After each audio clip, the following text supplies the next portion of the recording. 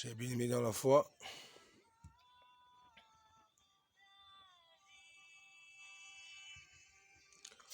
que la grâce et la paix, la miséricorde et la sagesse de notre Seigneur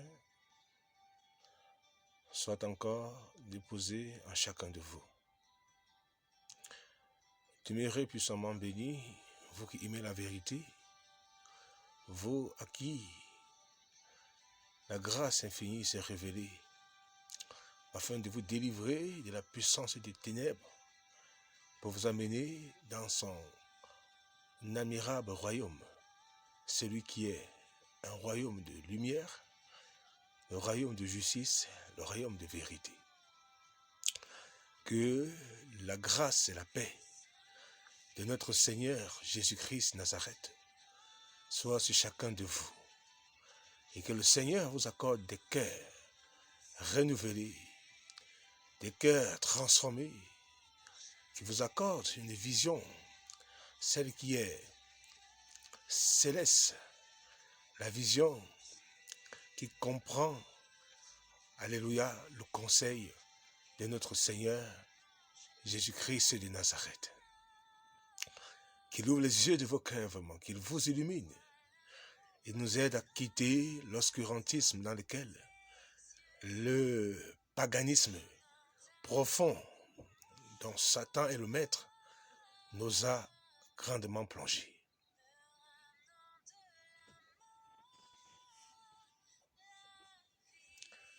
Demeurez puissamment bénis.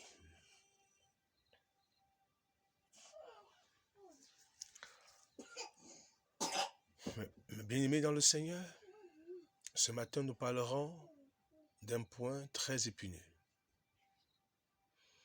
Et il est important d'en parler parce que si nous nous taisons, ayant reçu la connaissance de la vérité, devenons complices et méchants avec Satan et son système. Et ce matin, nous allons parler d'un point, et ce point ici est le suivant. Alléluia.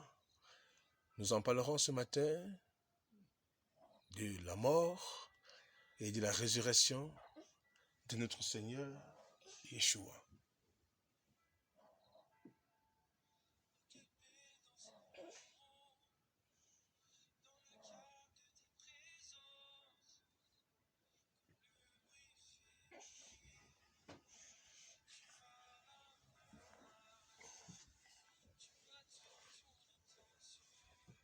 Nous en parlerons ce matin de la mort et de la résurrection de notre Seigneur Yeshua. Et nous en parlerons ce matin afin d'examiner à la lumière des Saintes Écritures si réellement notre Seigneur est mort un vendredi saint et est ressuscité le matin d'un dimanche. Gloire à Dieu, peuple de Dieu. Et ceci est très important afin de pouvoir nous situer réellement sur le chemin et les sentiers que nous empruntons en tant qu'enfants de Dieu. Parce que la Bible nous fait comprendre, alléluia, quand vous ouvrez avec moi l'écriture dans le livre de Actes des Apôtres 20.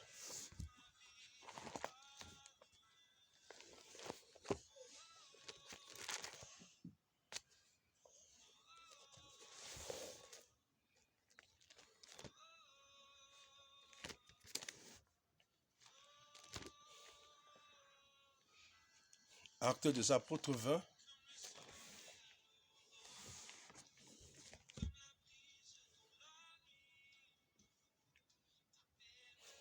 L'Écriture nous instruit à partir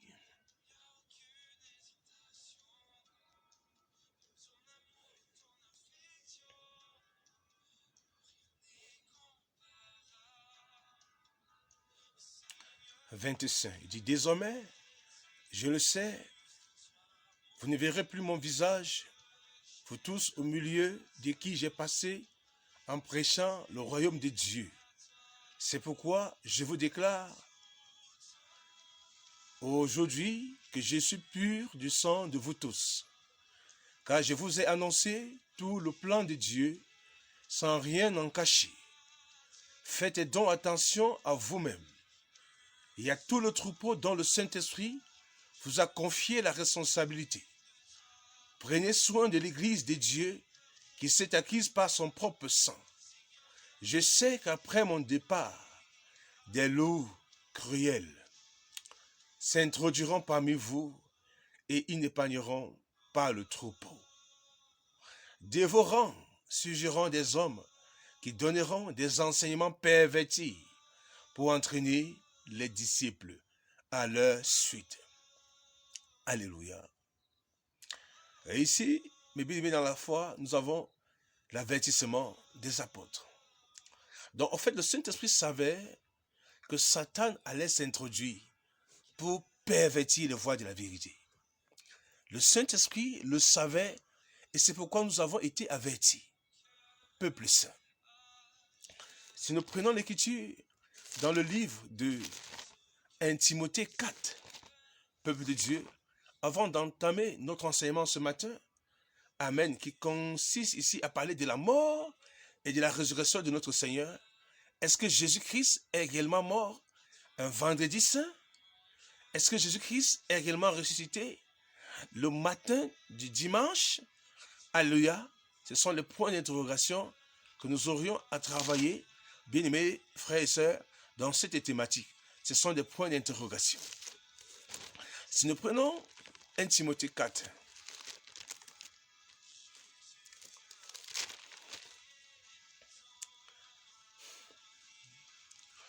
à partir du verset 1er,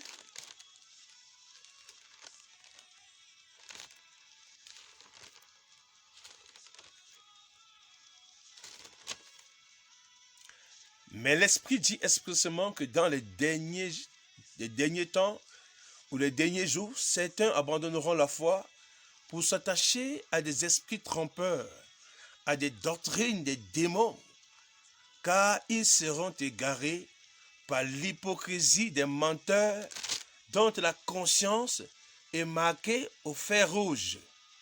Amen. Dont la conscience est marquée au fer rouge. Donc ici, nous avons, de la part du Saint-Esprit, des avertissements tangibles. Des avertissements tangibles qui nous amènent à réfléchir et à nous poser beaucoup de questions sur ce que nous voyons et des fois même sur ce que nous voulons confesser. Parce que notre foi est une foi basée sur l'examen. Nous devons examiner toutes choses avant de l'avaler. Nous devons examiner toutes choses avant de l'enseigner. Mais la chrétienté d'à présent est une chrétienté qui s'est vautrée dans un mensonge absolu, dans une confusion absolue, dans un déraillement absolu. Et nous avons besoin du Saint-Esprit pour revenir sur le bon chemin. Gloire à Dieu, peuple du Seigneur. Mais bien-aimés, avant toute chose, et nous allons commencer à entamer le but de notre sujet ce matin. Et je vous en supplie, je vous prie s'il vous plaît, de prendre avec moi Matthieu 12. Parce qu'ici, il est question de parler d'un point très important. Vous êtes d'accord avec moi que partant du vendredi saint, comme nous a instruit l'institution religieuse humaine qu'on appelle la grande prostituée, le catholicisme romain, vous êtes d'accord avec moi que partant du vendredi à dimanche, du vendredi soir à dimanche matin, la prophétie de Matthieu 12, Amen, ne saurait s'accomplir. La prophétie de Matthieu 12 ne saurait s'accomplir. Et si cette prophétie ne peut s'accomplir, alors, en grosso modo, qu'est-ce que nous pouvons conclure? Qu'alléluia, que le système impie est tout simplement en train de nous dire, Jésus n'est pas le prophète, Jésus n'est pas le Messie, Jésus a menti concernant sa mort et sa résurrection. Alléluia, peuple de Dieu, c'est une alerte que le Saint-Esprit est en train de sonner comme ça dans les consciences de plusieurs. Parce que le système apostate, avec ses filles, les prostituées, nous ont largement égarés. C'est pourquoi aujourd'hui, nous manquons de repères. Des repères quant à la mort du Seigneur, des repères quant à la résurrection du Seigneur. Et ils nous ont plongés dans ce qu'on appelle le paganisme de la Pâque avec S. Ishtar, les célébrations païennes des divinités païenne, amen, du dieu Tamour que révérait l'Empire romain, l'Empire grec, l'Empire babylonien, avant même la manifestation de notre glorieux et Seigneur Jésus-Christ, avant sa première venue, avant sa mort à la croix, mes bien-aimés dans le Seigneur. Et nous prenons donc Matthieu 12.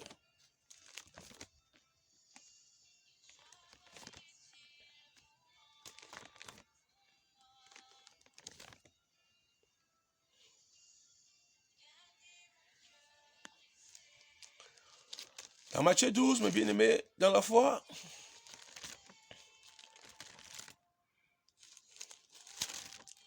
nous allons lire à quelque part là ce matin.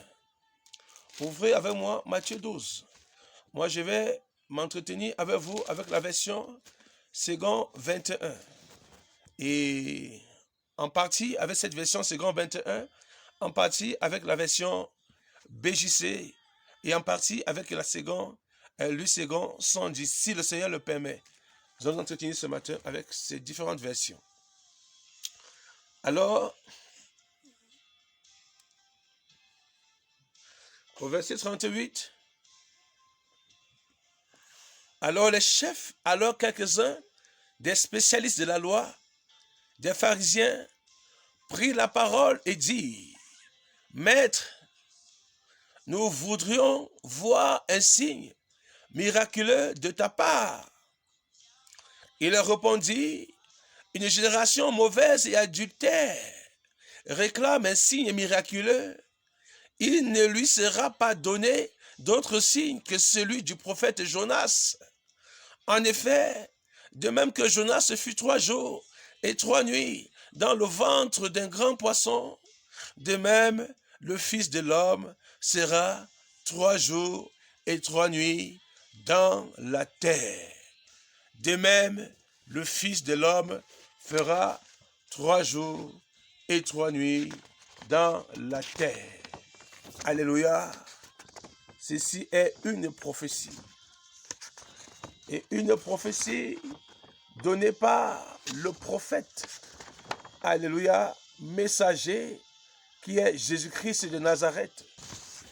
Écoutez, la Bible, l'Écriture sainte nous avertit, en fait nous informe, pas nous avertit, dans cette information que nous avons dans le livre de Deutéronome 18, Moïse Moshe fait une prophétie et annonce que Dieu doit susciter à Israël et à son peuple un prophète comme lui. Et l'Écriture nous fait comprendre que quiconque n'écoutera pas ce prophète, amen, sera banni du milieu de son peuple. Ce que nous allons lire ce matin à partir du verset 18, l'Écriture déclare dans ce Deutéronome 18, je ferai surgir pour eux, du milieu de leurs frères, un prophète comme toi. Je mettrai mes paroles dans sa bouche et il dira tout ce que je lui ai ordonné. Je lui ordonnerai, pardon. Si quelqu'un n'écoute pas mes paroles, celle que dira à mon nom, celle qui dira à mon nom, c'est moi qui lui en demanderai compte. Alléluia. Et l'Écriture nous dit, si un prophète a l'arrogance de dire en mon nom une parole que je ne lui ai pas ordonné de dire, ou parle au nom d'autres dieux, il sera puni de mort. Peut-être diras-tu dans ton cœur, comment reconnaîtrons-nous la parole que l'Éternel n'aura pas dite? Quand ce que dira le prophète n'aura pas lieu et n'arrivera pas, ce sera une parole que l'Éternel n'aura pas dite. C'est par arrogance que le prophète aura dite. N'aie pas peur de lui. Gloire à Dieu. Ici, comprenez une chose, Christ est le messager de la nouvelle alliance. C'est pourquoi, en tant que prophète, Amen, Christ doit donner un signe à ceux qui doutent réellement de sa mission, à ceux qui doutent qu'il soit, de ce qu'il soit prophète, de ce qu'il soit le Messie. Parce que l'Écriture nous fait comprendre que le prophète doit venir, mais aussi le prophète doit venir avec un signe. Et ce que dira le prophète, quand on parle ici du prophète, le mot prophète, on parle ici du prophète messager. Alléluia. Du prophète messager. C'est pourquoi en dehors de Yeshua, il n'y a plus un autre prophète messager que nous devons attendre. Il n'y a plus un autre prophète messager qui vous fasse voir un quelconque signe. Faites attention à la dérive des faux prophètes et des ouvriers trompeurs que nous voyons là dehors, mais dans le Seigneur. C'est pourquoi si vous prenez avec moi Actes des Apôtres, Actes des Apôtres,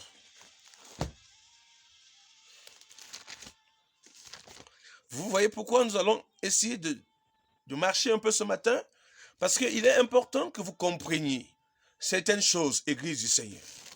Il est important. Actes des Apôtres. Parce que si nous sommes dans l'ignorance, automatiquement nous allons périr dans le mensonge. C'est pourquoi j'appelle à la repentance tous ceux qui observent le vendredi saint. J'appelle à la repentance tous ceux qui observent la Pâque avec S. Je vous appelle à la repentance.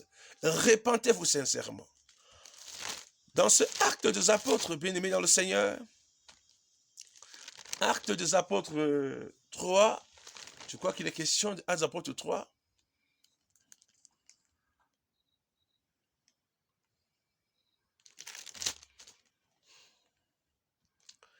Alléluia.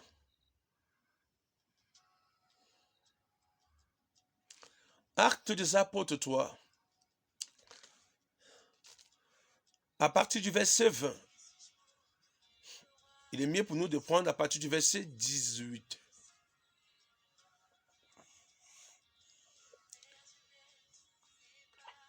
Mais Dieu a ainsi accompli ce qu'il avait annoncé d'avance par la bouche de tous les prophètes, à savoir que son Messie devrait souffrir.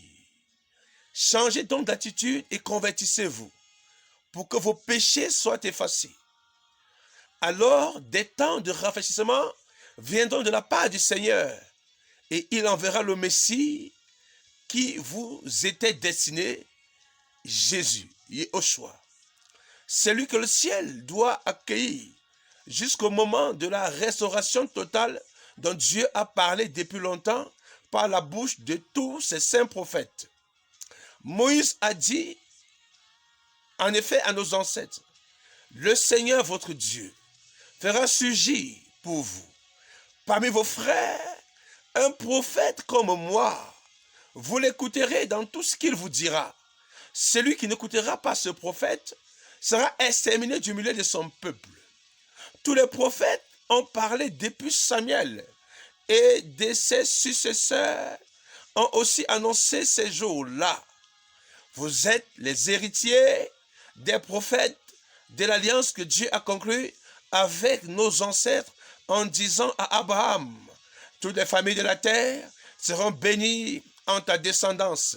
C'est pourquoi, c'est pour vous d'abord que Dieu a fait surgir son serviteur Jésus, et il l'a envoyé pour vous bénir en détournant chacun de vous de ses mauvaises actions. Donc nous avons l'accomplissement de la prophétie ici de Deutéronome 18 en descendant. Et l'apôtre Pierre, pétri par le Saint-Esprit après la manifestation de l'Ecclésia, annonce publiquement à tout le peuple d'Israël que c'est Machia, Jésus, qui est dans ce prophète. Alléluia.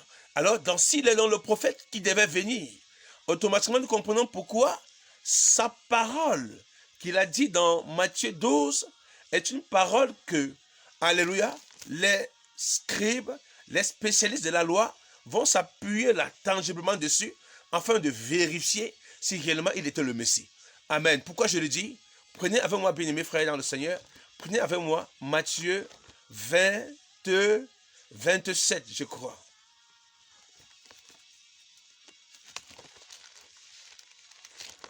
Alléluia. Matthieu 27.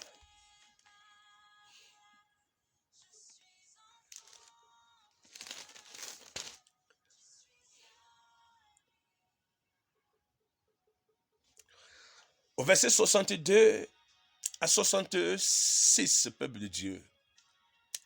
Le lendemain, qui était le jour après la préparation du sabbat, nous en parlerons ce matin de ce qu'on appelle préparation du sabbat.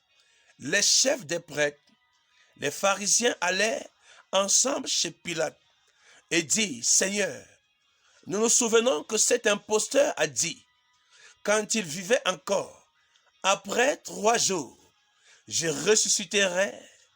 Ordonne donc que le tombeau soit gardé jusqu'au 3e jour, afin que ses disciples ne viennent pas voler le corps et dit au peuple qu'il est ressuscité.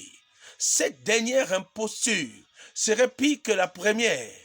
Pilate leur dit, vous avez une garde, allez-y, gardez-le comme vous le souhaitez. Il s'en allait et fit surveiller le tombeau par la garde après avoir scellé la pierre. Pourquoi? Alléluia. Il était donc question de veiller sur les propos de Yeshua, les propos dits dans Matthieu 12. Alléluia.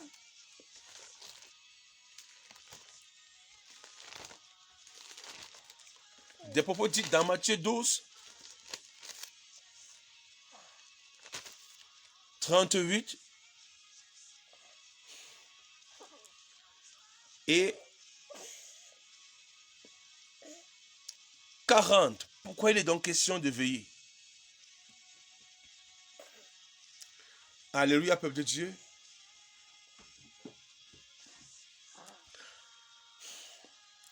Si nous relisons Matthieu 27, tout à côté, Matthieu 27,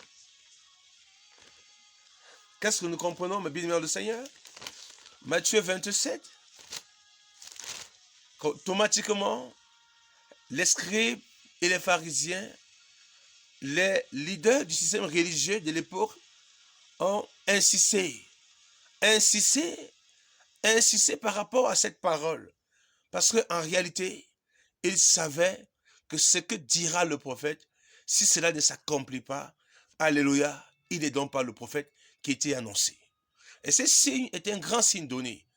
Amen, détruit, comme Jonas a fait 3 jours, 3 nuits dans le ventre du poisson, le Seigneur fera 3 jours, 3 nuits dans le seuil de la terre. C'est pour faire comprendre que le Seigneur allait passer également 3 jours et 3 nuits. Ça nous amène à comprendre quelque chose. Amen. Je vais vous aider à comprendre quelque chose avec moi, mes bien-aimés. Quand vous ouvrez le livre de Jonas, amen, et vous allez lire Jonas 2, verset 1, qui dit, l'Éternel fit venir un grand poisson pour engloutir Jonas. Et Jonas fut dans le ventre du poisson 3 jours et 3 nuits. Alléluia. Et il est important de noter ici 3 jours. Parce que le mot jour en hébreu est écrit yom. Et le mot nuit en hébreu est écrit lali. Amen. Léli. Oui, Léli, c'est L-A-Y-L-I.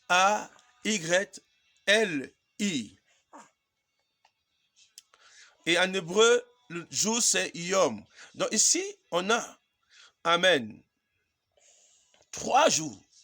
Donc, yom, nous avons 3 nuits. Là, les lits, amen, sont exactement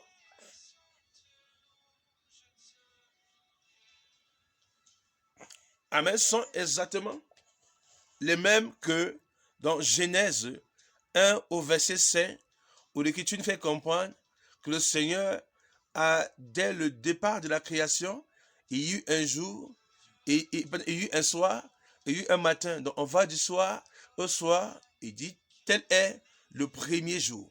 Donc on comprend donc qu'une journée comporte normalement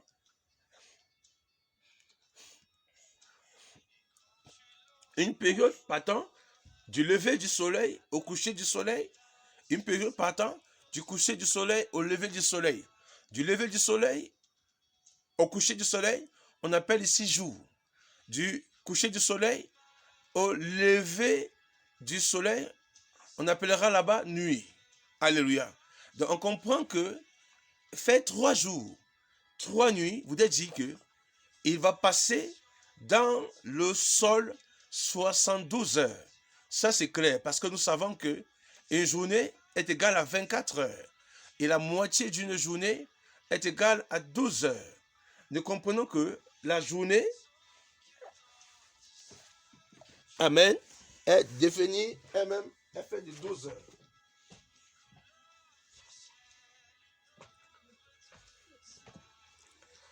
Alléluia, peuple de Dieu. Nous allons comprendre que une journée est faite de 24 heures. Nous avons une partie qu'on appelle jour, qui est 12 heures, une partie qu'on appelle nuit, je pense qu'il est 12 heures. Je crois que c'est ça. Amen, peuple de Dieu. Et l'écriture est claire là. Jonas a fait dans ce Jonas 2, verset 1, 3 jours, 3 nuits dans le ventre du poisson. Cela voudrait, et cela sous-tend qu'il a fait 72 heures dans le ventre du poisson.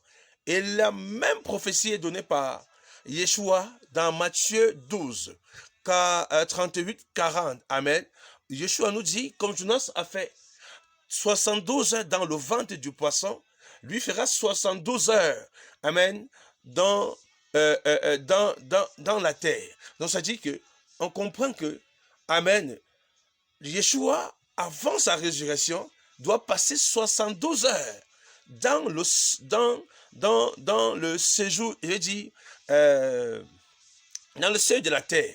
Amen. Il doit passer 72 heures dans la tombe. Ça, c'est clair. 72 heures dans la tombe vous dire que 3 jours et 3 nuits vont donc s'accomplir afin que la prophétie qu'il a donnée dans ce Matthieu 12, 38, 40 en descendant, amen, puisse ici être le signe donné à ces pharisiens, à ces hommes religieux qui doutaient que de ce que Yeshua était véritablement le Messie et le prophète qui devait venir.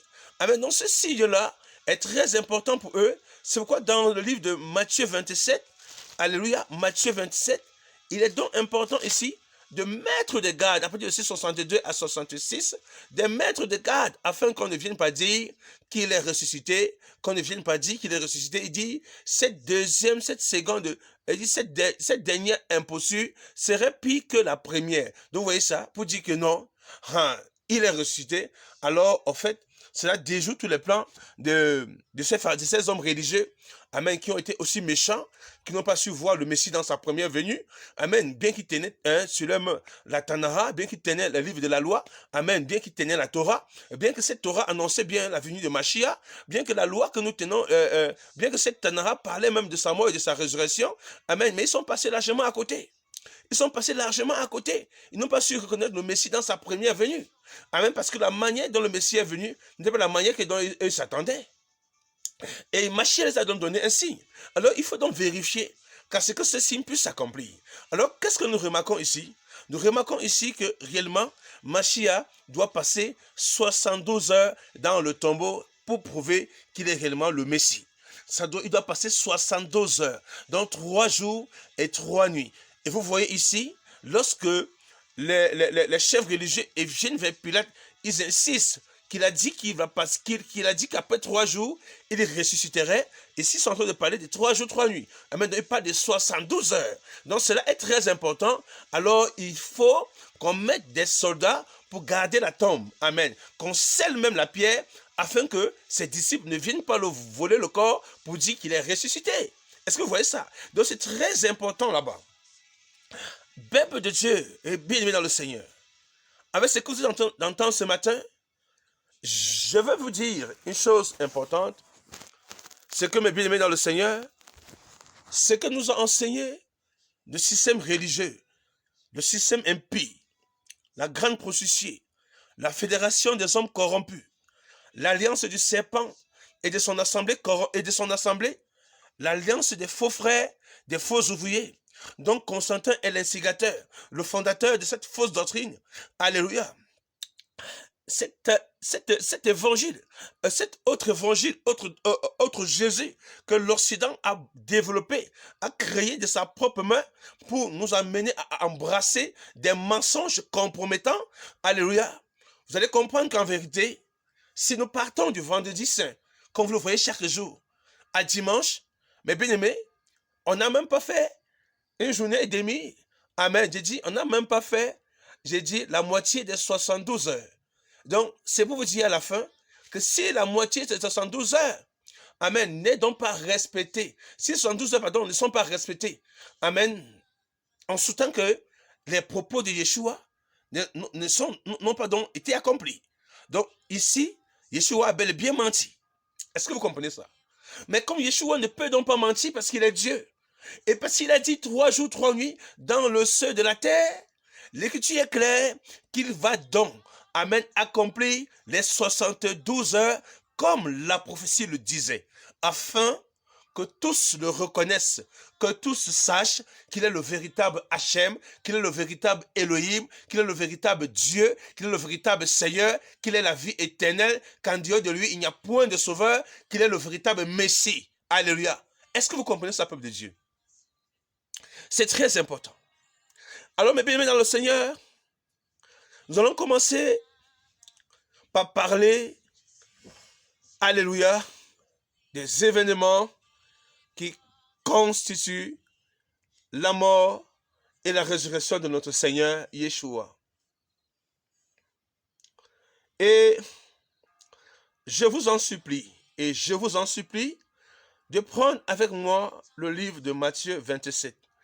Puisque nous allons examiner les 4 évangiles et comprendre ce que les évangiles nous présentent par rapport à la mort et la résurrection. Je voudrais déjà vous dire ici qu'il vous faut de l'intelligence afin de comprendre ce que nous sommes en train de développer. Parce que si vous n'avez pas de l'intelligence, cela ne vous servira à rien. Et j'ai dit à partir du verset 57 de Matthieu 27, il dit, le soir venu, arriva un homme riche d'Arimathée, du nom de Joseph, qui lui aussi était disciple de Jésus. Il alla trouver Pilate et demanda le corps de Jésus. Alors Pilate ordonna de lui remettre Jésus, et Joseph prit le corps, l'enveloppa dans un drap d'un lin pur et le déposa dans une tombe neuve qu'il s'était fait creuser dans le rocher. Puis il roula une grande pierre à l'entrée du tombeau et s'en alla. Marie de Magdala et l'autre Marie étaient là, assises vis-à-vis du tombeau. Gloire à Dieu. Et nous allons entrer ici, au verset 62 jusqu'à 66. Je l'ai lu avec vous tout à l'heure. Il sera donc ordonné que la tombe soit gardée. Et vous avancez, vous allez voir au verset 28, il dit, après le sabbat, à l'aube du dimanche, Marie de Magdala et Marie allaient voir le tombeau. Encadrez bien là-bas, après le sabbat, cela nous sera vraiment utile pour nos recherches, pour notre partage, pardon, et pour cette recherche qui est très importante afin d'ôter les écailles de nos yeux. Prenons l'écriture sainte, très simplement, nous allons ouvrir le livre de Jean 19, et après Jean 19, nous allons ouvrir le livre de Marc. Marc 15, 16. Après Marc 15, 16, nous allons ouvrir le livre de Luc 23, amen. Et nous allons essayer de retracer à la lumière de l'écriture, amen, amen, et démontrer que notre Seigneur, Yeshua, Jésus-Christ de Nazareth, a réellement fait 72 heures, qui n'est pas mort le vendredi saint, amen, qui n'est pas mort le vendredi saint, qui n'est pas mort, amen, le début du sabbat ordinaire. On va le voir, que ça n'a rien à voir, que l'Église catholique, la grande prostituée, n'est qu'une sorcière, une grande sorcière, amen, c'est une menteuse, je veux dire, professionnelle, Amen. Écoutez bien, la Bible déclare dans Jean 8, vous avez pour Dieu, vous avez pour père le diable et vous voulez accomplir le dessein de votre père car il est menteur dès le commencement, il ne se tient pas dans la vérité. Le système impie, la grande prostituée et tous ces prostituées, amen, sont dans le mensonge absolu. Gloire à Dieu. C'est pourquoi ils ont tordu l'écriture. Ils ont déformé le sens de l'écriture. Amen. Ils ont traduit l'écriture avec leur propre approche. Amen. Ils ont déformé le sens. Ils ont mis des iota là où il n'y avait pas de iota. Ils ont mis des virgules là où il ne devait pas avoir des virgules. Ils ont mis des points là où il ne devait pas avoir des points. Amen. Jésus leur a dit d'ajoutez même un iota sur la parole. Parce qu'en ajoutant, vous allez la compromettre. Et vous allez voir que la main de l'homme ne peut que profaner. Amen. Parce que la main de l'homme, qu'est-ce qui amène la main de l'homme à agir négativement contre la parole de son Créateur? Mais c'est l'ennemi qui est derrière. Donc dans Jean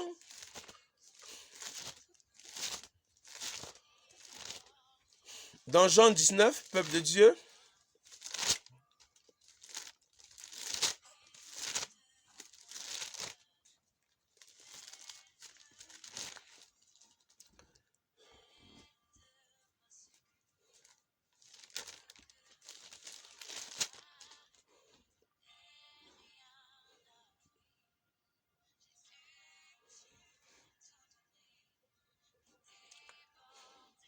si vous prenez à partir du verset 31, il dit, c'était la préparation de la Pâque et le sabbat allait être un jour solennel. Craignant que le corps ne reste pas en croix pendant le sabbat, les Juifs demandèrent à Pilate qu'on brise les jambes aux crucifiés, qu'on les enlève les corps, les soldats, qu'on enlève les corps. Les soldats vinrent donc briser les jambes du premier, puis du second condamné qui avait été crucifié avec Jésus. Et quand il s'approchait de lui, il vit qu'il était déjà mort. Il ne lui brisait pas les jambes, mais un des soldats lui transperça le côté avec une lance, et aussitôt il en sortit du sang et de l'eau. Celui qui a vu ces choses en rend témoignage, et son témoignage est vrai, et c'est qu'il dit la vérité, et nous croyons aussi. En effet, cela est arrivé afin que ce passage de l'Écriture soit accompli. Aucun de ces zones ne sera brisé. Alléluia. Et ailleurs, l'Écriture dit encore, ils verront celui qu'ils ont transpercé. Alléluia. Nous sommes en train de vivre l'accomplissement des prophéties. Mais ce qu'il faut noter ici, c'est que on nous fait comprendre que Jésus, alléluia, avant sa crucifixion, on parle ici de la préparation, c'était de la Pâque et le sabbat allait commencer. Et le sabbat allait être un jour solennel, craignant que le corps ne reste en croix pendant le sabbat. Et ici, c'est de quel sabbat dont il est question? Nous aurons le temps d'en parler.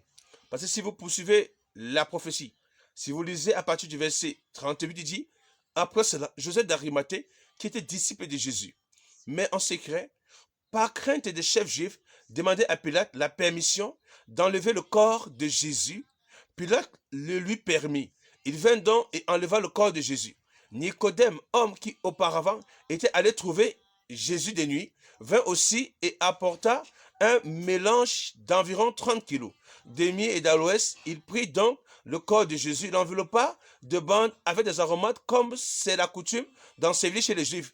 Il y avait un jardin à l'endroit où Jésus avait été crucifié et dans le jardin, un tombeau neuf où personne n'avait encore été mis. Ce fut là qu'il déposait Jésus parce que c'était quoi? La préparation de la Pâque des Juifs que le tombeau de la Pâque des Juifs et que le tombeau était prêt. Donc on comprend que le Seigneur, quand vous comprenez ces Pâques des Juifs, ils sont en train de parler déjà de amen, du sabbat annuel qui commençait après le 14e jour, donc le 15e jour qui était la fête des pains sans levain.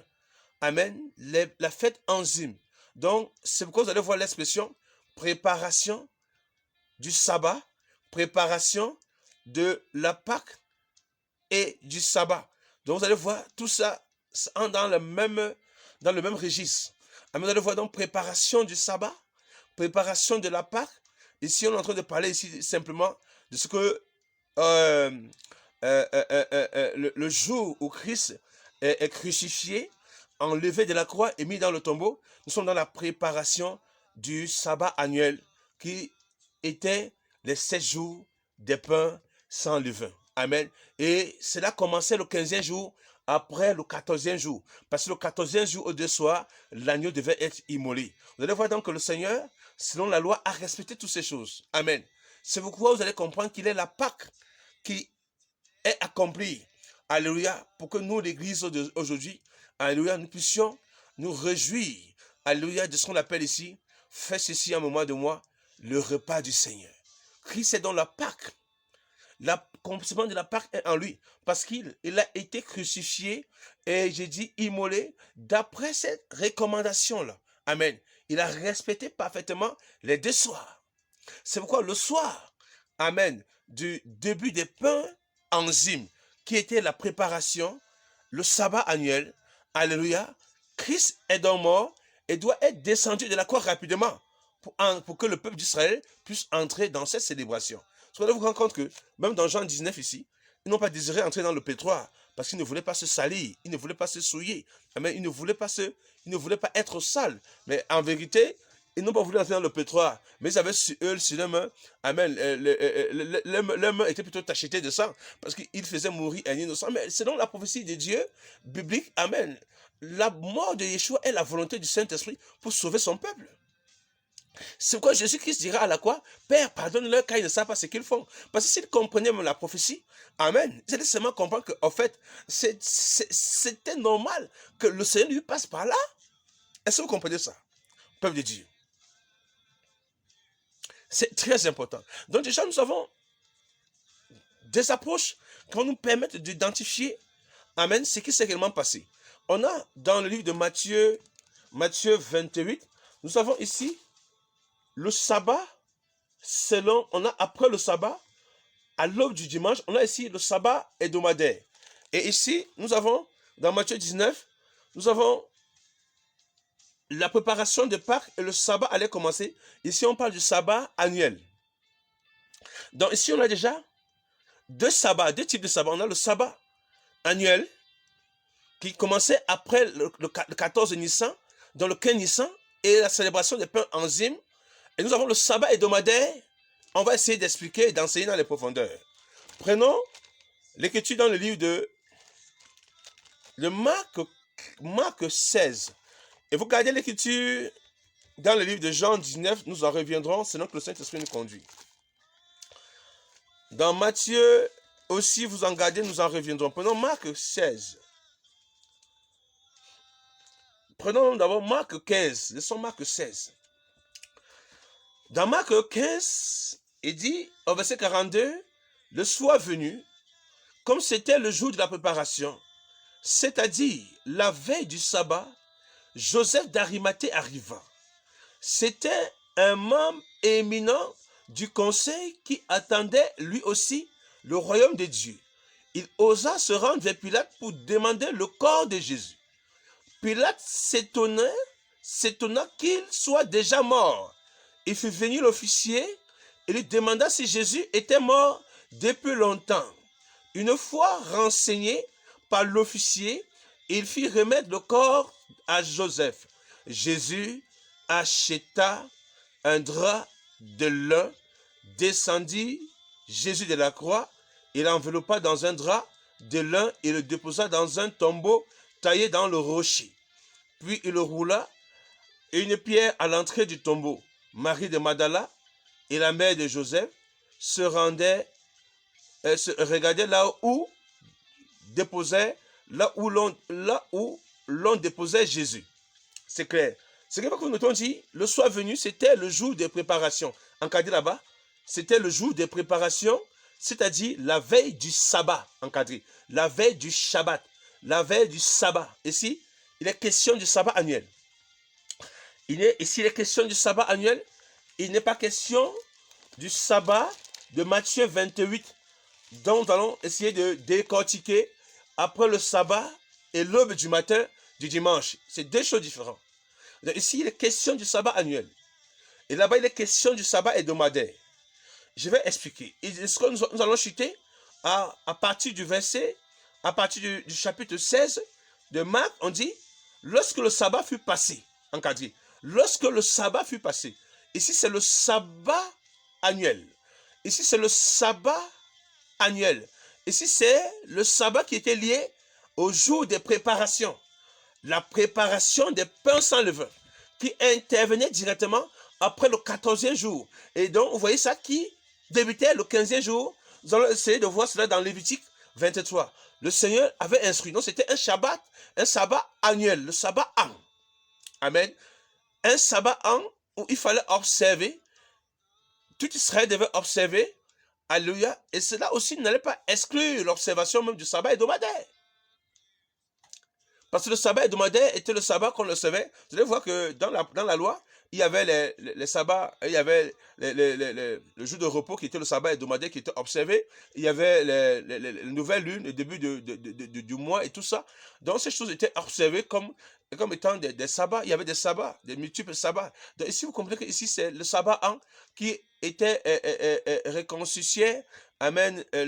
L'un des grands rendez-vous qu'avait le peuple d'Israël à Jérusalem par rapport aux différentes célébrations dont le Seigneur avait institué. Si vous lisez bien l'écriture dans le livre d'Exode 23, vous allez voir les 7 fêtes. Amen. Même dans Lévitique 23, vous allez voir ces 7 fêtes là-bas. Amen. Donc cela avait trait, amen, avec ce qu'on appelle le sabbat annuel. Donc, la Bible déclare que lorsque le sabbat fut passé, Marie de Magdala et Marie la mère de Jacques et Salomé achetaient des aromates afin d'aller embaumer Jésus. Notez ceci. Et là-bas, vous allez voir que nous passons au verset où on dit, le dimanche, elle se rendit au tombeau. Du grand matin, au lever du soleil, elle se disait en elle-même, qui nous roulera la pierre qui ferme l'entrée du tombeau. Mais quand elle levait les yeux, elle s'aperçut que la pierre, qui était très grande, avait été roulée. On arrête ici. Donc, ici, on a l'information que lorsque le sabbat est passé, elle fut passée, Marie Magdala et Marie mère de Jacques, et Salomé achetaient des aromates afin d'aller embaumer Jésus. Il y a point. Il y a point ici. Avant qu'on entre ici, le deuxième, avant qu'on ait la deuxième fois, on dit le dimanche, virgule. On l'est déjà dans le dimanche. Mais avant le dimanche, je vous prie de garder le verset 2 et comprenez déjà que le sabbat qui est passé là, ce n'est pas le sabbat ordinaire, c'est le sabbat annuel. Je vais vous en démontrer avec le livre de Luc 23. Peuple de Dieu, gardez le passage. Luc 23.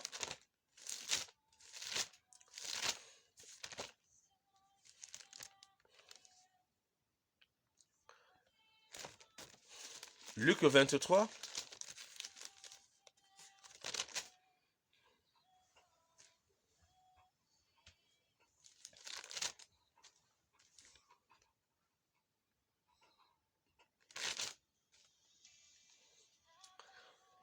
Au verset 50, il dit, il y avait un membre de Sanhédrin du nom de Joseph, nommé homme bon et juste.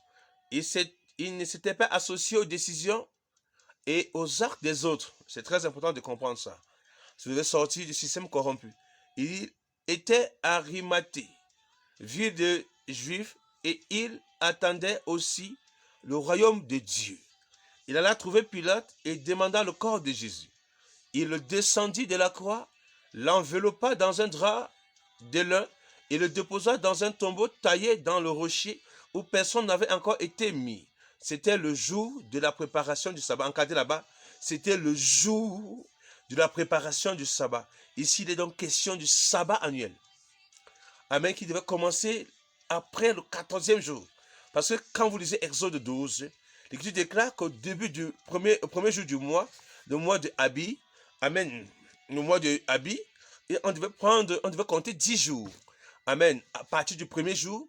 Et au 10e jour, on devait choisir un agneau sans défaut, amen, mâle d'un an. On devait le mettre à côté pendant 4 jours. Et le 4e jour, qui donne dans le 14e jour, l'agneau allait être immolé au 2 soirs. Et après l'immolation, après que l'agneau soit immolé au 2 soirs, c'est là qu'on parle de la Pâque. Le 15e jour, ont commencé en entrer dans ce qu'on appelle la célébration du sabbat. Amen. Des pains sans levain qui était dans le sabbat, alléluia, annuel. Donc ce sabbat, donc quand on parle du jour de la préparation du sabbat, il est ici le sabbat, on dit, et le sabbat allait commencer. Donc ici c'est le sabbat annuel, c'est le Shabbat, amen, le grand sabbat qui allait donc commencer. C'est les pains, célébration des pains sans levain.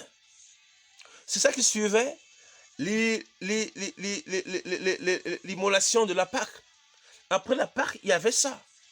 Amen. Et ce qui est intéressant, souvenez-vous, et là où le Seigneur est en train de nous conduire ce matin, des femmes qui étaient venues au verset 55 de la Galilée avec Jésus, accompagnaient Joseph, elles virent le tombeau et la manière dont le corps de Jésus fut déposé. Puis elles répartirent et préparèrent des aromates et des parfums. Le jour du sabbat, écoutez maintenant, le jour du sabbat, et regardez bien, au verset 55, dit, des femmes qui étaient venues en Galilée avec Jésus, accompagnaient Joseph, elles virent le tombeau et la manière dont le corps de Jésus fut déposé. Elles répartirent et préparaient des aromates et des parfums. Le jour du sabbat, elles se reposaient comme le prescrit la loi. Donc vous comprenez ici que les femmes qui sont donc venues, qu'est-ce qu'elles vont faire? On note que après que Jésus-Christ a été mis dans le tombeau, ici nous parlons du sabbat hebdomadaire, du sabbat annuel. Amen. Jésus-Christ s'est mis dans le tombeau, débute le sabbat annuel, et plus loin au verset 55, on nous dit ici que quand ces femmes ont vu où le tombeau, où la tombe de Jésus-Christ avait été déposée, elles sont donc allées acheter des aromates. Elles sont donc allées acheter des aromates, alléluia, et puis elles répartissent et préparaient des aromates et des parfums. Pour le jour du sabbat, elles se reposaient comme le prescrit la loi. Et vous comprenez donc que le sabbat, donc, elles vont se reposer ici. Amen. Ce n'est pas le sabbat, le sabbat annuel, mais ici c'est le sabbat hebdomadaire. C'est parce que c'était ce sabbat qu'il fallait se reposer. Amen. C'était ce jour-là qu'il fallait se reposer selon la loi. Donc ici c'est le sabbat hebdomadaire. Alléluia. Vous allez donc comprendre que le dimanche, elle s'est rendue au tombeau de grand matin avec quelques autres en approchant les aromates qu'elles avaient préparés. Écoutez bien. Elle découvrit que la pierre avait été roulée de devant le tombeau.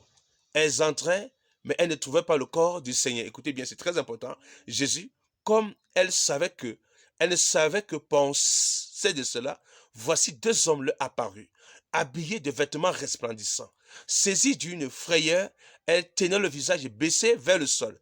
Les hommes leur dirent, « Pourquoi cherchez-vous parmi les morts celui qui est vivant? Il n'est pas ici, il est ressuscité. Souvenez-vous de ce qu'il vous a dit lorsqu'il était encore en Galilée. Il faut que le Fils de l'homme soit livré entre les mains des pécheurs et qu'il soit crucifié et qu'il ressuscite le troisième jour. » C'est encore plus là-bas. Qu'il ressuscite le troisième jour. Et elle se souvint alors des paroles de Jésus. Amen. À leur retour du tombeau, elle annonçait à tous les 11 et les autres ce qu'elle racontait, celle qui racontait cela aux apôtres était Marie de Magdala, Jean-Marie, mère de Jacques, les autres femmes qui étaient avec elle. Mais ils ne prirent leur discours pour des assiduités. Ils ne crurent pas à ces femmes. Cependant, Pierre se leva et courut au tombeau. Il se baissa et vit que les bandelettes qui étaient par terre, puis il s'en alla chez lui, tout étonné de ce qui était arrivé. Amen. Nous comprenons que c'est important de comprendre qu'il y a encore cette information qu'il est vraiment ressuscité après 3 jours. Donc, même l'ange vient, il confirme ça. Amen. Donc, on comprend donc que le sabbat qu'on a ici à partir du verset 50 et le sabbat qu'on a ici à partir du verset 56, amen, sont 2 sabbats bien différents. Il y a le sabbat annuel qui commençait après la préparation, amen, donc, et qui nous incluait dans la célébration des pains sans levain, amen, qui précédait l'immolation de la Pâque, amen. Et nous avons le sabbat hebdomadaire qui était précis selon la loi et dont il fallait reposer, où les femmes, donc, ayant acheté les aromates, se sont donc reposées. Parce que si nous revenons même dans l'écriture, dans le livre de Marc 15 et 16, c'est très important de comprendre, il dit, le soir, au verset 42, le soir, venu comme c'était le jour de préparation, c'est-à-dire la veille du sabbat. La veille du sabbat, on comprend ici là, ce sabbat-là, amen, c'est le sabbat annuel. Amen. Et quand on avance plus loin, à partir du chapitre 16 au verset 1, dit, le sabbat fut passé. Là, c'est le sabbat annuel qui fut passé. Et il dit, Marie de Magdala et Mère de Jean Salomé achetaient des aromates afin d'aller embaumer. Et quand on revient ici, quand on est ici, on a l'information qu'elles ont, après le sabbat, elles ont acheté les aromates. Mais ici, quand on vient dans Luc 23, les bien dans la foi, dans Luc 23, bien dans la foi, qu'est-ce que nous remarquons ici? Dans Luc 23, bien aimé dans le Seigneur, qu'est-ce que nous remarquons ici? On nous fait comprendre que, au verset 52, puis elle repartit et préparait des aromates, des parfums, le jour du sabbat. Vous avez compris? Le jour du sabbat, elle se reposait selon ce qui est prescrit. Donc, il y a deux sabbats. Parce que là-bas, vous allez voir dans Marc 16, on dit après le sabbat, elles sont allées acheter. Mais ici, on nous dit bien que c'est le jour du sabbat elles ont acheté les aromates. Le jour du sabbat, selon la loi, elles se sont donc reposées. Amen. Donc, c'est après ce sabbat, selon la loi, qu'elles vont donc aller au sépulcre. Alléluia. Si vous allez donc commencer à avoir de l'intelligence, souvenez-vous que Jésus-Christ est déposé dans le tombeau à 18h. Amen. Avant le début du sabbat annuel. De 18h, amen, à 18h, nous avons un jour. De 18h à 18h, nous avons 2 jours. De 18h à 18h, nous avons 3 jours. Amen. Nous comprenons que Christ avait bien dit dans Matthieu 16, amen, au verset 38-40 en descendant, dans Matthieu 12, au verset 38-40, qu'il est bel et bien fait 3 jours, 3 nuits dans le tombeau. Et cela est évident, pourquoi? Parce que quand nous regardons ici, amen, à partir du sabbat enzyme, qui commençait après que la Pâque soit immolée, on devait donc compter 3 jours de là à la résurrection de Yeshua. Et vous voyez que par rapport à la mort, à la résurrection de Yeshua, il y a d'abord un premier sabbat qui intervient le 15e jour, amen, qui commence une série de 7 jours, et nous avons un sabbat ordinaire, amen, qui intervient, où les femmes vont aller acheter les aromates, elles vont se reposer avant d'aller consulter, avant d'aller au sépulcre le dimanche, comme on peut le dire, le premier jour de la semaine. Mais quand elles arrivent au sépulcre, le tombeau est déjà ouvert. Donc si on doit donc s'attarder à là, on va donc comprendre qu'en réalité, si nous devons retracer les 72 heures, selon la prophétie biblique, on doit donc comprendre que Mashiach n'est pas mort un vendredi. Parce que le vendredi à lundi, cela n'est pas correct. Amen. Si nous devons retracer la prophétie biblique, on va donc comprendre que Mashiach est sûrement mort un mercredi soir. Amen. Parce que c'est du mercredi soir à 18h que réellement Mashiach a été déposé dans le sépulcre. Est-ce que vous comprenez ça? C'est-à-dire, c'est à partir du mercredi soir, je veux dire du 4e jour de la semaine. Parce que sachez que les noms des jours, tout ça, sont venus des nations. Donc nous utilisons seulement cette expression pour vous enseigner. Amen. Le Seigneur dit premier jour, deuxième jour, troisième jour, premier mois, deuxième mois, troisième mois. Même Israël, dans son calendrier, c'était comme ça. Donc à partir du 4e jour, et on va commencer à compter du mercredi au soir, au jeudi au soir, mercredi au soir, 18h, jeudi au soir, 18h, ça fait 1 jour. Du jeudi au soir, 18h, au vendredi au soir, ça fait 2 jours. Du vendredi au soir, 18h, et du samedi au soir, 18h, ça fait 3 jours. Et c'est au samedi, du vendredi au soir, samedi au soir, que les femmes donc se sont reposées d'après le sabbat selon la loi. Est-ce que vous comprenez ça? Avant d'aller maintenant au sépulcre le lendemain, parce que le sabbat selon la loi, il était donc interdit d'après la loi de faire le 1 km sans. Même d'allumer le feu. Mais déjà, vous voyez que dans la période de 16 jours du pain sans levain, intervient aussi non seulement le sabbat annuel, mais aussi le sabbat hebdomadaire.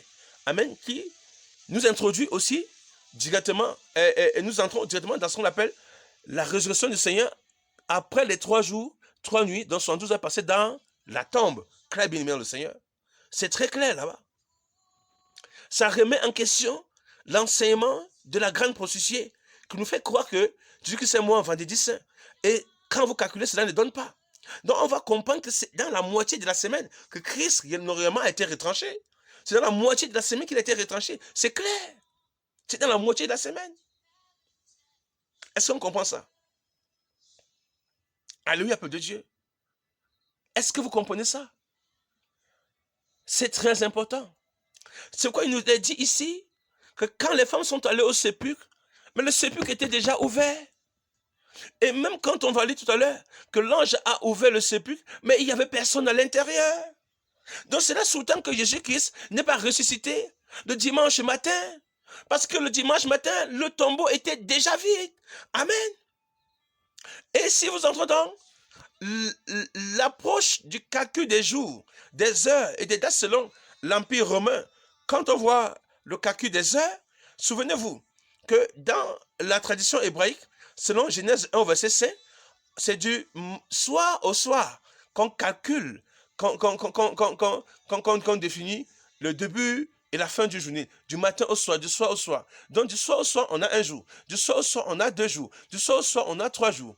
Et souvenez-vous que lorsqu'on est du soir à 18h, au soir à 18h de jeudi, du 18h de jeudi, au soir à 18h de vendredi, du 18h de vendredi, au soir à 18h samedi, on a littéralement 3 jours. Amen.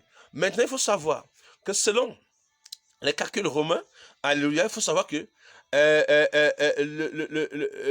romain calcule les jours de minuit à minuit. C'est de 24 heures à 24 heures que les Romains définissent les jours. Donc on sous-tend qu'à partir de 18 heures, ils ne sont pas encore entrés dans le premier jour. Donc on sous-tend qu'à partir de 18 heures, des femmes ne sont pas encore allées, ne vont pas aller, amen, parce qu'elles se reposent, c'est après le sabbat, elles se reposent sur la continuité du sabbat. Mais on se rend compte qu'après 3 heures, après minuit, au lever du premier jour de la semaine, elles vont se rendre au sépulcre. Et en vérité, qu'est-ce qui est dit là-bas? Que le tombeau était déjà ouvert. C'est clair. Qu'est-ce qui est dit là-bas? Prenons Matthieu 28.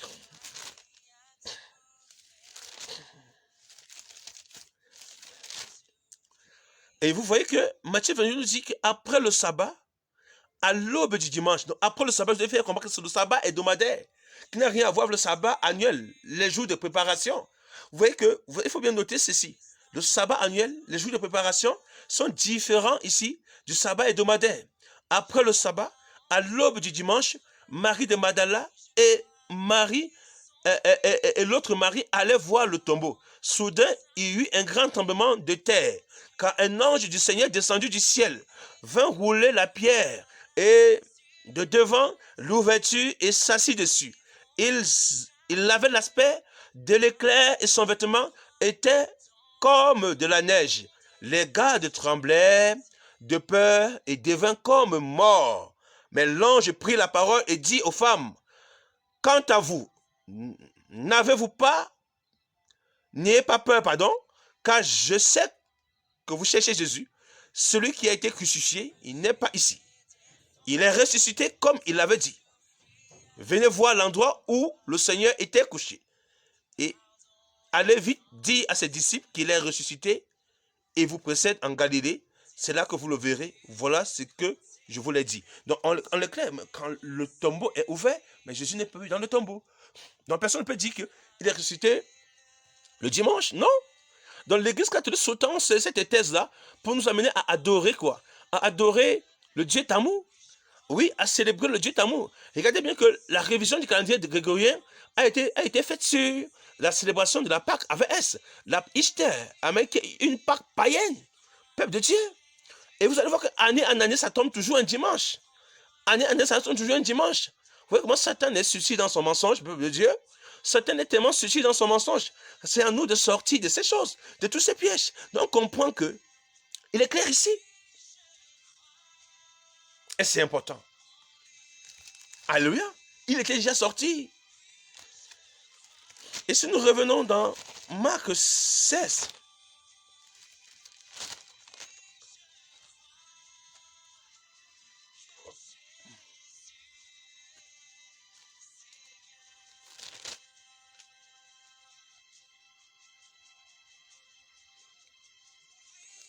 et vous allez voir que dans Marc 16, on nous annonce que Jésus-Christ est ressuscité, qu'il n'est pas ici, à partir du verset 6, il dit, n'ayez pas peur, celui que vous cherchez, il est ressuscité, il n'est pas ici, à l'endroit où on l'a déposé, allez dire à ses disciples, comme lui-même avait dit qu'il avait fait 3 jours. Donc après 3 jours, il est ressuscité, allez annoncer. Amen, cette femme va aller leur dire. Elle sortit du tombeau et s'enfuit, tout tremblant et bouleversant. Amen, et sortit du tombeau, s'enfuit tout tremblant et bouleversée, et elle ne dit rien à personne, car elles étaient effrayées. Ressuscité le dimanche matin, voilà donc le mensonge. Voilà donc ce que nous dit la Bible, Luc II et ses enseignements. Amen. Vous allez donc comprendre pourquoi il est donc important de relayer l'information, amen, de rechercher vraiment la vérité par rapport à tout ce que nous voyons aujourd'hui, tout ce qui est dit aujourd'hui. Amen. Sinon, nous allons boire à la poubelle, et la poubelle ne va que nous contraindre à la mort. Souvenez-vous déjà que je vais vous donner une information, que la Bible, l'Écriture sainte, a été vertifiée en 1551. En 1551, je vais vous lire l'histoire. Il dit, en l'année 1227, un enseignant de l'Université de Paris du nom de Stephen Langton ajouta les divisions des chapitres à tous les livres du Nouveau Testament. Puis, en 1551, un imprimeur appelé Robert Stephanus numérota les phases de tous les livres du Nouveau Testament. Selon le fils de Stephanus, les divisions des versets que son père avait créées ne rendent pas service au sens du texte. Stephanus n'a employé aucune méthode approuvée, tout en montant à cheval de Paris à Lyon, il versifia le Nouveau Testament et en entier à partir des divisions par chapitre de Langton. Ainsi fut créé les versets dans les pages des Saintes Écritures en l'année 1551 après Jésus-Christ. Et depuis, le peuple de Dieu approche le Nouveau Testament avec des ciseaux et la colle, copiant et collant des phrases isolées et disjointes et différentes lettres, les prélevant de leurs emplacements réels en les collant ensemble pour prouver des doctrines flottantes et ce tout en leur donnant le nom de la parole de Dieu. Cette approche mi-cuite vit toujours dans nos séminaires, universités bibliques, églises, études de Bible et tragiquement nos églises de maison aujourd'hui. La plupart des chrétiens sont complètement hors de contact avec les événements sociaux et historiques de l'arrière-plan de chacune des lettres du Nouveau Testament. Au lieu de cela, ils ont transformé le Nouveau Testament en manuel utilisé pour prouver n'importe quel point. Le rachage de la Bible en framant rend tout ceci particulièrement difficile. Alléluia, comprenez ça. Et je vais vous lire ici une petite citation. C'est très important. Amen. Nous allons lire un peu l'histoire avant de conclure, parlant de la résurrection de notre Seigneur Mashiach. La plupart des gens prennent pour acquise la structure des chapitres, des versets, des phrases dans la Bible, mais ce découpage n'a pas toujours existé. Les premiers manuscrits grecs du Nouveau Testament ne contenaient pas de ponctuation comme de nos jours. Toutes les lettres étaient écrites en graphique oncial, l'équivalent de nos lettres majuscules. Plus tard, les manuscrits furent recopiés en lettres minuscules. Dans le graphique oncial, il n'y avait aucun espace entre les mots. Ainsi, Marc 16,9 ressemblait à ce qui suit dans les manuscrits originaux, mais avec des caractères grecs. Donc, quand on voit le graphique oncial ici, Tout ce qui est écrit là-bas était écrit en lettres majuscules. Il n'y avait pas de séparation. Comprenez ça. Donc la versification, le iota des hommes, je vais dire, les virgules, points, tout ça. Amen. Faisons attention au traducteur. Parce que le traducteur peut donner à la phrase ce que lui veut, mais pas ce que la phrase veut que nous comprenions. Amen. Donc d'après examen, qu'est-ce qu'on veut dire? Il dit, il y a deux façons possibles de ponctuer Marc 16. Comme la majorité des traductions en français, la traduction Louis II utilise la prononciation, la ponctuation allant dans le sens de la croyance traditionnelle, c'est-à-dire que Jésus-Christ aurait été ressuscité le premier jour de la semaine. Ça, c'est clair. C'est quoi que vous lisez ici, dit Jésus ressuscité le premier jour de la semaine, le dimanche matin, virgule. Donc, vous voyez que ça, c'est Louis II. Voilà comment ils utilisent la ponctuation. Amen. Il dit, cependant, comme nous l'avons vu précédemment, cela contredit le seul signe donné par Jésus pour prouver qu'il est le Messie et le Fils de Dieu. Cela contredit aussi la chronologie lorsque les femmes achetaient et préparaient les aromates et tout le déroulement des événements rapportés dans la Bible serait faux. Nous croyons fortement que la Bible a été inspirée par Dieu et qu'elle ne contient aucune erreur dans les textes originaux. Mais les traditions modernes contiennent des petites erreurs. La plupart de ces petites différences ne provoquent pas de gros problèmes de compréhension, mais l'erreur dans Marc 16, 9 crée un grave problème doctrinal.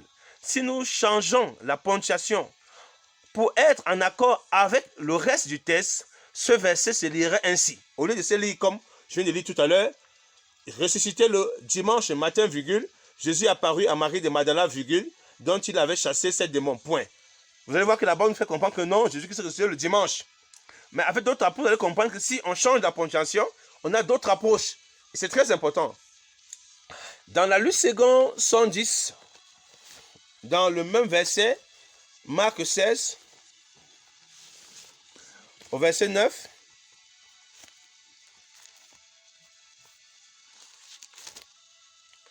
Marc 16,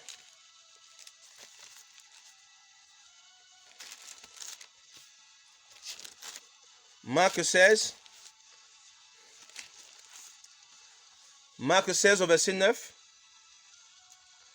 Jésus étant ressuscité, virgule, le matin du premier jour, Jésus étant ressuscité le matin du premier jour de la semaine, virgule, pardon, apparut d'abord à Marie de Magdala, virgule, desquels il avait chassé 7 démons, point. Voilà comment traduisent les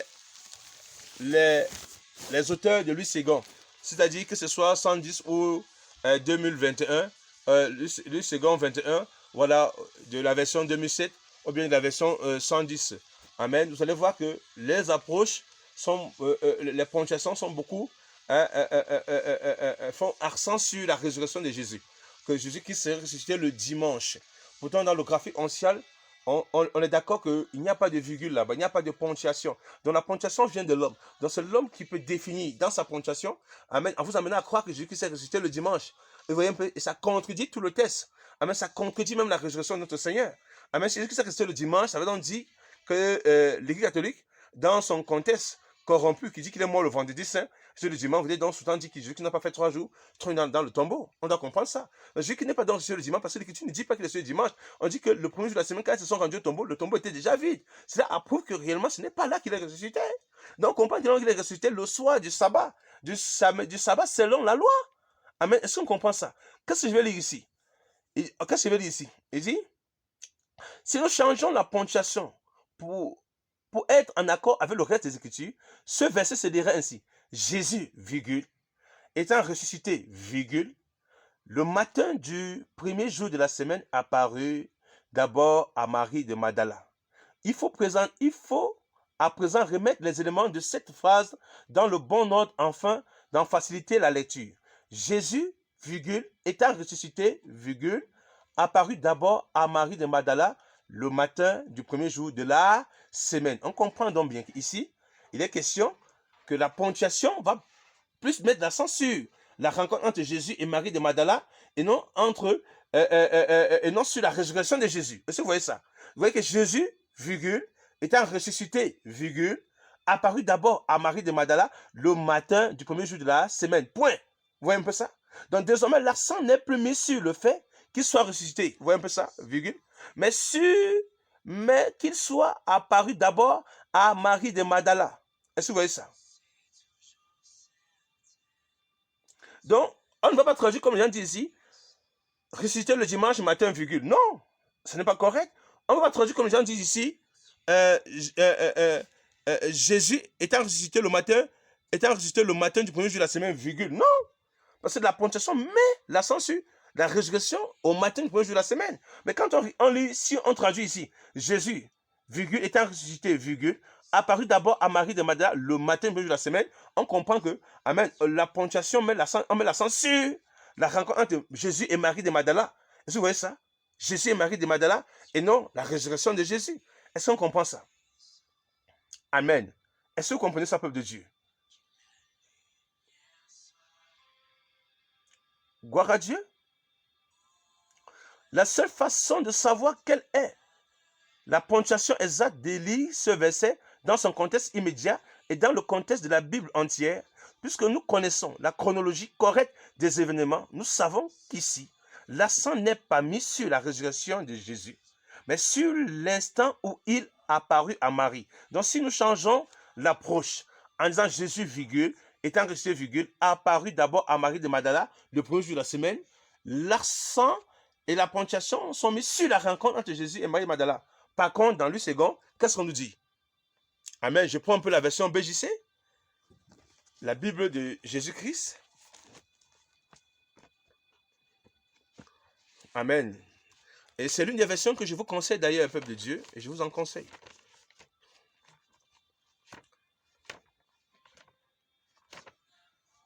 Marc 16, 9. Regardons comment traduit, comment l'auteur de la BJC va traduire Marc 16, 9. C'est important. Amen. Ne soyez pas sectaires, d'accord? Amen. Parce que Luc 2, alléluia, sont en accord avec le système traditionnel. Vous allez comprendre, ce sont des traducteurs corrompus. Faites beaucoup attention. Dans Marc 16,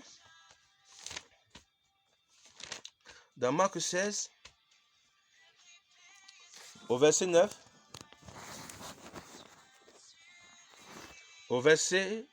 Marc 16, au verset 9, la parole est claire ici.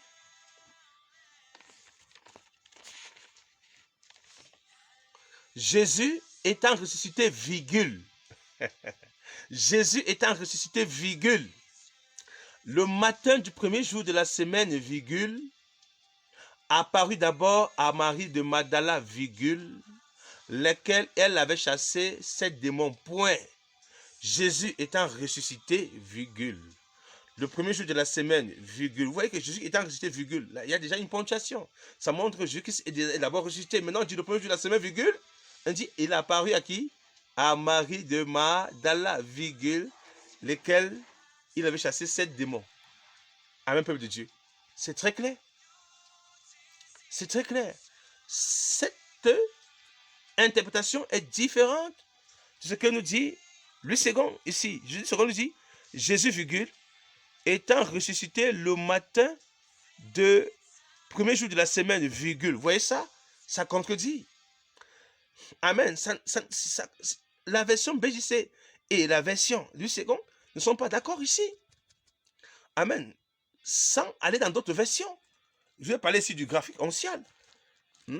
Quand on regarde ici, la version BJC n'est pas aussi d'accord avec la version Luc 2 21 qui dit ressusciter le dimanche matin, virgule. Vous voyez, donc l'homme peut transformer. Pourquoi ne pas définir simplement comme BJC l'a défini ici? Comment ne pas la définir aussi comme Amen. Ici, certains auteurs l'ont défini. Jésus, virgule, étant ressuscité, virgule, apparu d'abord à Marie de Magdala le matin du premier jour de la semaine. C'est clair. Donc vous voyez que c'est l'homme. C'est l'homme qui décide de mettre des ponctuations pour donner le sens à ce que lui-même veut comprendre, ce que lui-même veut peut-être interpréter. Mais il ne laisse pas le Saint-Esprit l'aider à comprendre. Donc, si nous entendons les définitions que nous donnent Luc 2, les Bibles catholiques, alors on sous-entendre que Jésus-Christ est ressuscité le dimanche, mais c'est faux. C'est faux. Amen. Ce n'est pas prouvable Dans l'écriture, Jésus-Christ n'est pas reçu le dimanche. De dimanche matin, quand la femme va au sépulcre, le tombeau est déjà ouvert. Quand vous voyez déjà qu'on parle du tremblement de terre, là, amen, que le tombeau est ouvert. Amen, mais il n'y avait pas Jésus à l'intérieur. Personne ne sait à quel moment il est quitté, mais d'après les calculs chronologiques, on sait que réellement c'est au soir, amen, du sabbat qu'il est ressuscité. C'est très simple selon la loi. Que Dieu nous bénisse. C'est ce que la Bible nous dit dans 1 Corinthiens 15. Avant de conclure avec Matthieu, 1 Corinthiens 15. 1 Corinthiens 15.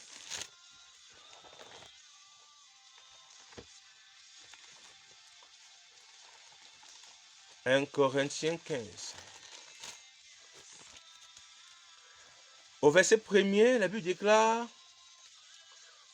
au verset 3 même, c'est important, il dit, je vous ai transmis avant tout le message que j'avais moi aussi reçu.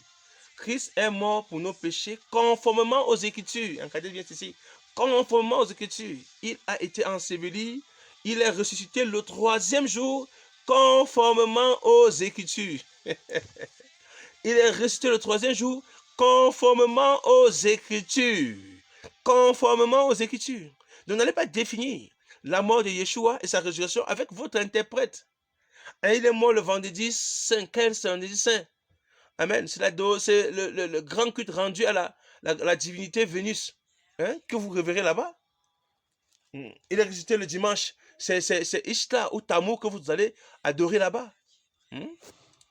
La fausse Pâque. Amen. Puisque nous, notre Pâque, c'est Yeshua. Amen. On n'est pas sur la Pâque juive. Il faut attendre chaque 14 Nissan pour prendre le repas du Seigneur. Ça, c'est des histoires encore. Amen, peuple de Dieu. Donc Jésus-Christ étant ressuscité. Donc on comprend que là, Paul confirme. Et c'est clair. Et quand nous allons dans le livre de Matthieu pour nous arrêter là, et vous laisser à remettre à les mains du Saint-Esprit, afin qu'il éclaire parfaitement votre lanterne. Mais bien aimé, si tu observes le vendredi saint, tu es dans le paganisme. Tu observes le dimanche de Pâques, tu es dans le paganisme. Tu dois te repentir, toi et tout ton mouvement. Un mouvement où on observe de telles pratiques, c'est un mouvement qui est plongé dans les dérives. Même dans des dérives. Yeshua n'est pas ressuscité un dimanche. Il n'est non plus mort un vendredi saint au soir, quelque part là-bas.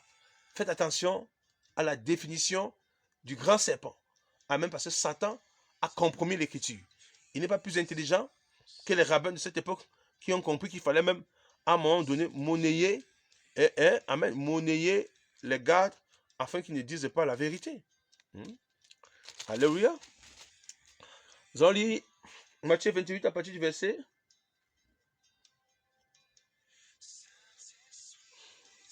Au verset 11, il dit, pendant qu'elles étaient en chemin, quelques hommes de la garde entrèrent dans la ville et annoncèrent au grand prêtre, au chef des prêtres, tout ce qui était arrivé. Après s'être réunis avec les anciens pour tenir conseil, ceux-ci donnèrent une forte somme d'argent aux soldats. Avec cette consigne, dites que ces disciples sont venus de nuit voler le corps pendant que vous dormiez. Et si le gouverneur l'apprend, nous l'apaiserons et nous ferons en sorte que vous n'ayez pas d'ennui. Les soldats prirent l'argent et se conformèrent aux instructions reçues et ce récit des événements s'est propagé parmi les Juifs jusqu'à aujourd'hui. Vous voyez que l'Antichrist va toujours travailler afin que puisse nier également ce signe donné par Yeshua dans Matthieu 12, 38, 40 en descendant, comme étant le véritable Messie, le véritable prophète, le véritable messager que nous devons suivre. C'est lui le messager de la nouvelle alliance. Il n'y a pas un autre messager, que personne ne vienne à vous sous le manteau d'un quelconque messager. Ce sont des séducteurs. L'Écriture nous fait comprendre dans le livre saint, dans le livre de Hébreu 1er, donc Yeshua est le messager de la nouvelle alliance. Donc il n'y a plus un autre messager. Et vous voyez que là-bas, même les gardes ont été corrompus pour ne pas dire la vérité. Mais effectivement, Mashiach est ressuscité. 3 jours, 3 nuits passées dans le temps. Alléluia. Il est le Dieu véritable. Il est le véritable Seigneur. Il est le véritable prophète. Il est le seul messager que toi et moi nous devons suivre. Amen. Pas des pseudo-messagers qui viennent avec des doctrines des démons. La femme a couché avec le serpent, des prophéties mensongères. Non, mais bien aimé dans le Seigneur. Séparez-vous de tels messagers. Séparez-vous. En fait, quel messager attendez-vous encore aujourd'hui? Jésus a dit, vous enverrez le Saint-Esprit. C'est suffisant. Amen. Il est le Saint-Esprit, lui qui marche au milieu de ces églises. Vous ne comprenez pas ça? Amen. Vous ne comprenez pas ça? Vous l'avez laissé encore qu'on vient vous embrouiller. Vous embrouiller. Qu'on vient vous baptiser au nom de Branham. Qu'on vient vous baptiser au nom de Kakou. Qu'on vient vous baptiser, amen, au nom de je ne sais quoi, de Ross Davis, au nom de je ne sais quoi. Vous suivez aujourd'hui des messagers de l'enfer, des prophètes du diable, des prophètes de Satan. Je vous dis en vérité.